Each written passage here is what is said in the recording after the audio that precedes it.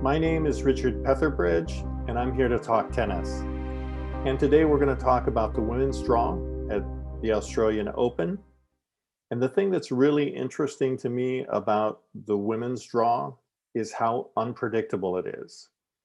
If you look at last year, none of the big names in tennis were able to win a Grand Slam. And I mean, Serena couldn't win a slam.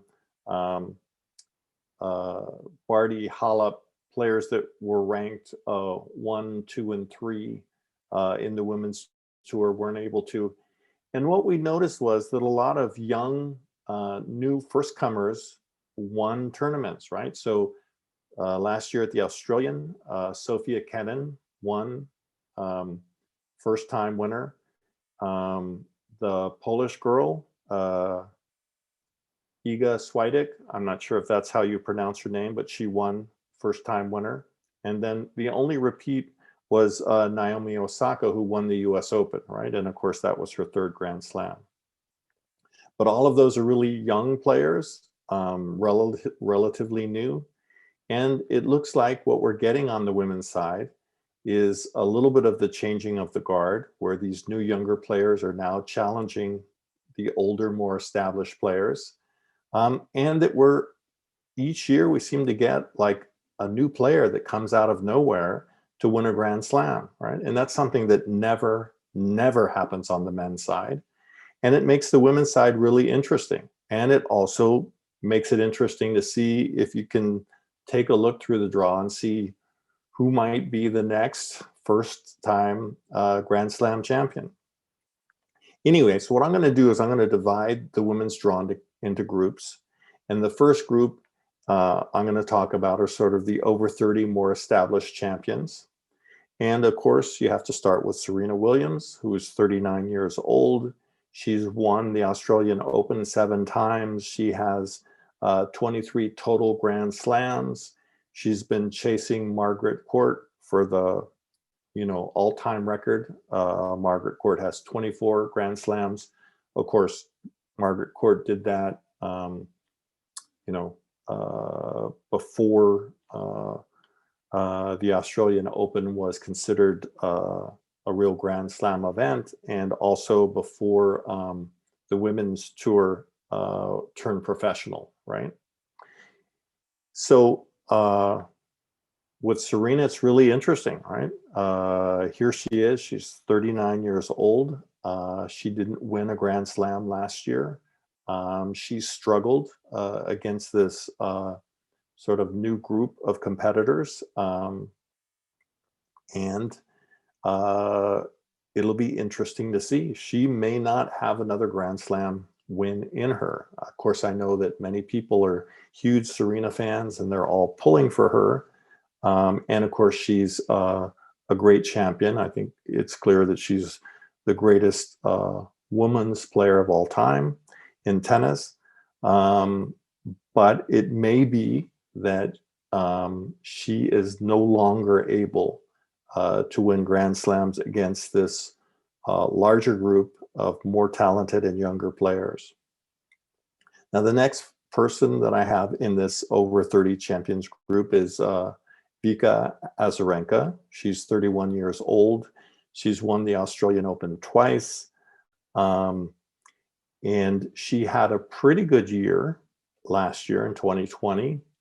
She did fairly well in a couple of the Grand Slam events, but she wasn't able to win a Grand Slam. She's also had a child like Serena, and it'll be interesting to see if she has some Grand Slams left in her. And then the third person that I put in this over 30 champions group is Kvitova. She's 30 years old. She's won 2 Grand Slams. Both of those were at Wimbledon. However, she was a finalist in 2019, 2 years ago. So she clearly is a threat to win the Aussie Open. And it'll be interesting to see with those 3 players how much, how much tennis they have left, how long they were able to compete at the highest level. let's be honest, Serena dropped out of the top 10. Azarenka also dropped out of the top 10. The only one left in the top 10 out of that group is Kvitova. It'll be interesting to see if they're able to still compete and win Grand Slams, or if this younger group of champions is just going to take over. Okay, so the next group of women that I want to talk about, I'm going to call this is the middle group, the over 24 champions, right? And the first one I want to talk about is Halep. She's 29 years old. She has won 2 Grand Slam events. She won the French in 2018. She won Wimbledon in 2019. She's a very athletic player, moves really well, hits off of both sides pretty well on the run. Never won an Australian Open before. Has struggled with consistency. It'll be interesting to see how she does. I don't see her as a favorite for this year's Australian Open, but she's a very talented player and certainly has the athletic ability and the skills to win it. The next player in this group is Muguruza. She's 27 years old. She has won 2 Grand Slams. She won Wimbledon in 2017, and she won the French in 2016. And she was a finalist at the Australian Open last year, where she lost to Sofia Kenin. So she clearly has played well last year at the Australian Open. She has had some injuries like Serena, but she seems to be healthy and playing well. And she's certainly someone that has a real possibility of winning the Australian. Now, the third woman that I have in this group is Barty. And she's a really interesting player. Of course, she's from Australia. And she won the French in 2019. So she's got 1 Grand Slam champion. A couple things about her. She did not play on the WTA Tour last year because of the COVID pandemic. And it'll be interesting to see if that long layoff, right, has really impacted her game or not. Now, we've seen players who can come off of a long, layoff, either because of injury or whatever reasons, and immediately come back and win a Grand Slam event. So I think of Roger Federer, who had a pretty serious knee injury and surgery, and his first tournament back came back and won the Australian Open. I know that Nadal has also had very long layoffs and then come back and won the first tournament that he's played. So there are clearly players that can do that. It'll be interesting to see if Barty is one of those. The other thing is that because Barty is Australian, there is just huge pressure on her, right? And it's almost like a curse, right? If you're French and you try to win Roland Garros, or if you're Australian and you try to win the Australian Open, and it's been such a long time, and the fans are, of course, all rooting for you, but if you lose, they're extremely disappointed. So it'll be interesting to see how Barty handles those 2 things, right? The pressure of being, the favorite Australian player at the Australian Open, and then not having played competitive tennis last year. Okay, so let's move on now to the third group of players, and these are the under 24 champions, the young blood that's on the tour that I think is, playing at a higher level than these older players and really challenging them. So number 1 on that group has to be Naomi Osaka. She's 23 years old. She's won 3 Grand Slam events. She won the US Open in 2018. She also won the US Open in 2020, and she won the Australian Open in 2019. She also has the distinction of being the only player that has won a Grand Slam event each of the last 3 years. So that's a level of consistency that none of the other women players have shown, right? And this is a really big contrast between the men's side and the women's side, right? Where, you know, Nadal wins a Grand Slam every year, Djokovic wins a Grand Slam every year, Federer, when he's healthy, usually wins a Grand Slam every year. And they're very steady, predictable players, right? The only woman on the WTA tour to win a Grand Slam event each of these 3 years is Naomi Osaka. And it'll be interesting to see if she can continue that consistency this year. She's very talented, certainly has the ability to do it. But the women in general haven't been able to be as consistent as the men. And it'll be a big challenge for her to see if she can win her 4th Grand Slam this year. Now, the other under 24 champions are you know, less accomplished, less well known.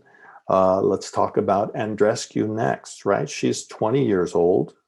She won the US Open in 2019. That was 2 years ago.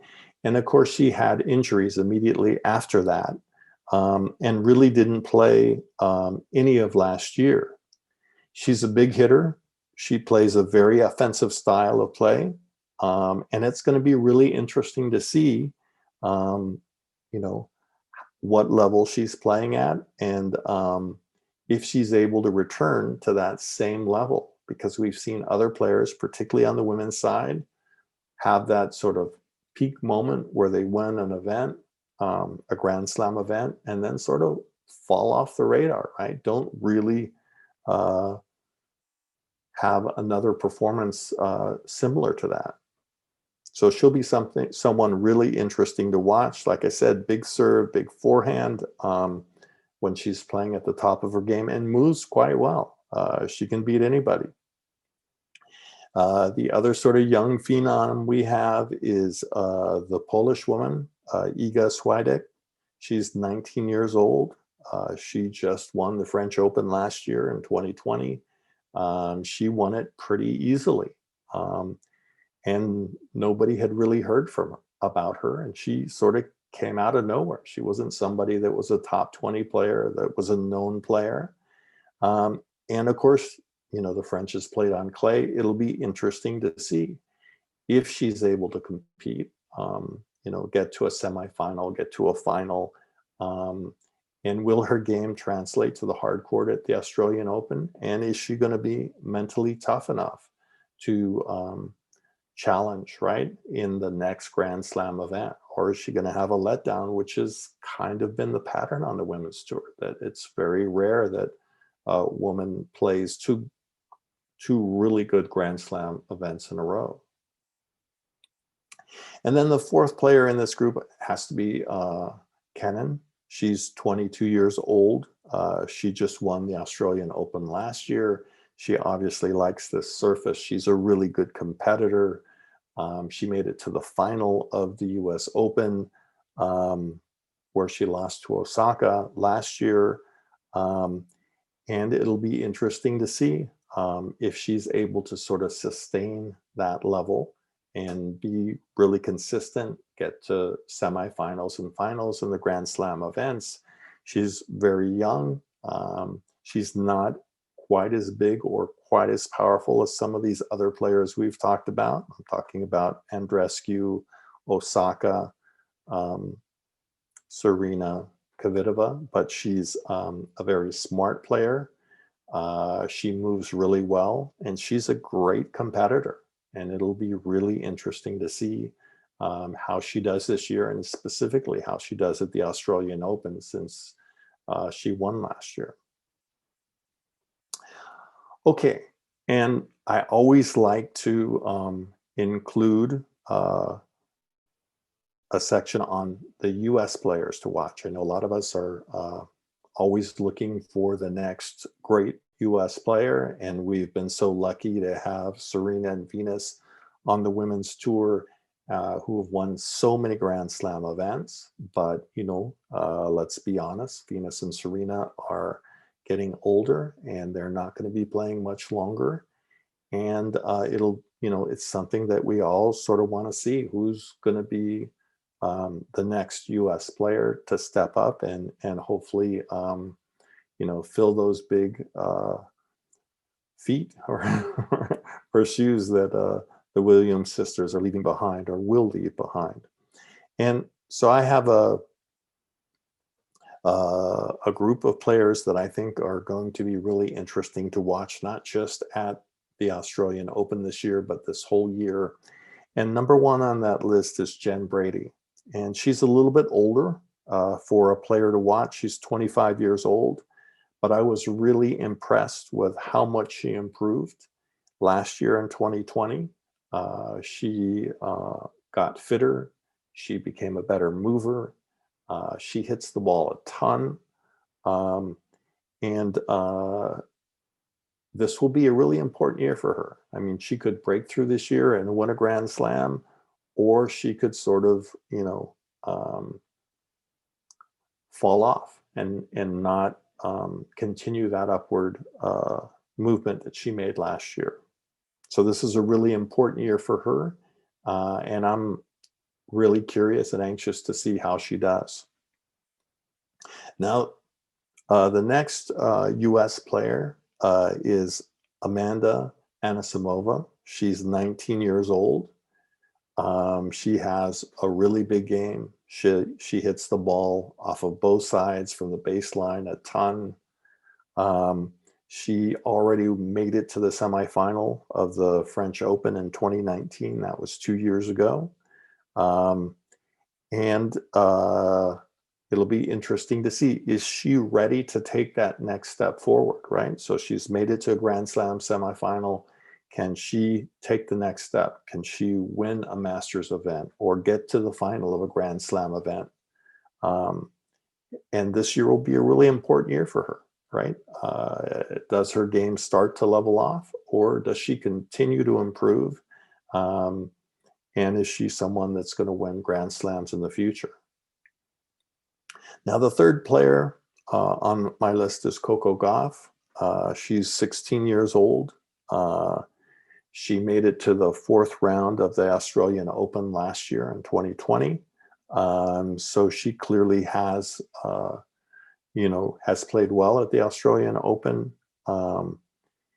She is very young, but we've seen some women break through. I think about Martina Hingis, who was winning Grand Slam events at 16 years old. Coco Gauff is very athletic. She has a very big game. She's, I think, capable of winning a Grand Slam this year or winning the Australian Open this year. And it'll be really interesting to see, right? If she's able to take that next step forward, making it, let's say, to a semifinal or perhaps even winning a Grand Slam event this year. And it'll tell us a lot, right, about what her trajectory in the future is, right? Is she someone who's going to be a phenom, right? Like a Martina Hingis who wins a Grand Slam event early, or on the men's side, a Rafael Nadal who wins his first Grand Slam at an early age? Or is it going to take her more time? We see that often, right? That players with great athletic ability and great tennis skills just take time to figure it out, right? And look, I think you have to put Roger Federer in that group, right? I think you have to put Djokovic in that group. That they didn't win their first Grand Slam event until age 22, 23. And it'll be interesting to see if a player like Coco Gauff can break through and win a Grand Slam event when she's only 16 or 17, or if it's just going to take her more time. It's she may need more match experience. She may need more mental toughness before she's able to reach that level. Anyway, I am so excited to see how the women's draw plays out. It is so unpredictable. And it is so hard to make a prediction because I think Nobody really knows who's going to, from the women's side, who the clear favorite is. Um, I think if I had to pick, I'd say Osaka, just because she's been so consistent winning a Grand Slam event over each year over the last 3 years. And of course, she did win the Australian 2 years ago in 2019. But I think the other player that I'm just really curious about is this Polish woman, Iga Swiatek, because she came out of nowhere and she won Roland Garros almost in a routine manner. And I'm really curious to see if she can play as well on hard court, and whether she can sort of sustain that level of play, because we've seen oftentimes with the women that they drop off. All right, well, that's all for today. Really looking forward to this Australian Open.